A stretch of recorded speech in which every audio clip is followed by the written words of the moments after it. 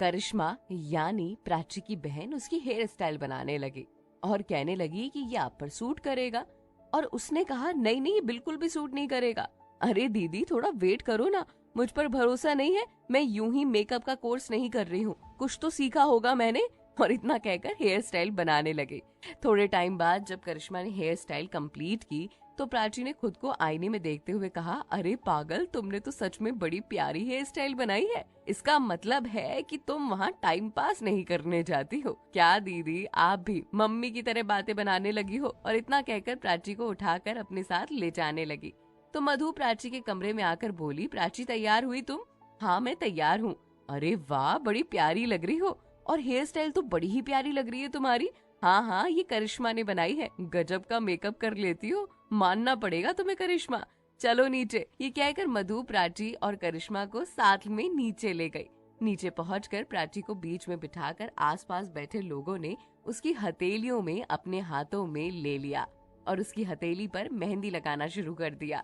प्राची की मम्मी बाकी के लोगों को देखकर बोली, क्या तुम लोग भी बस बैठे रहोगे? हाँ, नाच गाना शुरू करो। और रूही और मधु तुम क्या कर रही हो? चलो जाकर डांस करना शुरू करो। प्राची की मम्मी ने हाथ पकड़कर बीच में खींचकर कहा। तो मधु और रूही एक दूसरे का चेहरा देखकर बोली, हमें डांस आता ही नहीं है। उनकी बात सुनकर प्राची झट से उन दोनों को आंखें दिखाते हुए बोली, चुपचाप डांस करो। और रूही, मैंने तुम्हारी मेहंदी में डांस किया था ना, आज तुम्हें भी मेरी मेहंदी में डांस करना होगा। ठीक है, तुम कहती हो तो तुम्हारे लिए नाच लेते हैं। भैया वो गाना बजा देना, मेहंदी है रचने वाली। मधु ने डीजे वाले को देखकर कहा। तो डीजे वाले ने जल्दी से वो गाना बजा दिया। रूही और मधु दोनों गाने पर ठुमके लगाने लगे।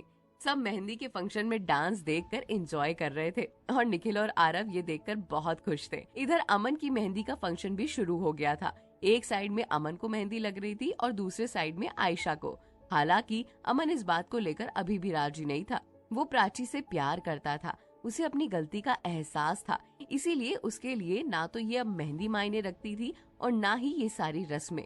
वो ये सब केवल और केवल मजबूरी में कर रहा था, क्योंकि वो जानता था कि वो ये सब इस हाल में आकर पीछे नहीं हट सकता। अमन बैठे बैठे सोच ही रहा था कि प्राची के घर पर उसके मेहंदी की रस्म भी चल रही होगी।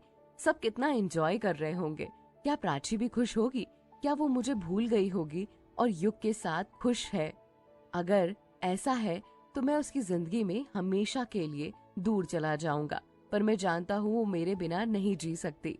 दुनिया मुझसे कुछ भी कहे या प्राची मुझे कुछ भी दिखाए, पर मैं ये बात बहुत अच्छी तरह समझता हूँ कि प्राची मुझे प्यार करती है। मैं जानता हूँ मैंने देर कर दी, पर अगर टाइम रहते मुझे सच पता चल जाता तो क्या मैं प्राची को अपनाता नहीं? हाँ, या प्राची मुझे अपनाती नहीं? क्या मैं प्राची का हाथ पे हाथ रखकर उसके साथ ना चलता तो मेरी जिंदगी कितनी अलग होती, कितना सब कुछ अलग हो जाता। मैं जानता हूँ कि युग शायद अब भी मुझे ज्यादा प्राची से प्यार करता होगा, पर मेरा प्यार सच्चा है, भले ही कम है, भले ही मैंने उस पर शक करके अपनी गलती की है और अब इस गलती का प्रायश्चित भी कर सकता हूँ। या खुदा कुछ ऐसा रहम कर दे कि प्राची हमेशा हमेशा के लिए मेरी हो जाए। मैं आयशा से शादी नहीं करना चाहता हूँ। प्राची के बिना मैं मर जाऊंगा। दुनिया ये बात क्यों नहीं समझती? क्यों कोई मेरी बात नहीं समझता? अमन मन ही मन ये सारी बातें सोच ही रहा था।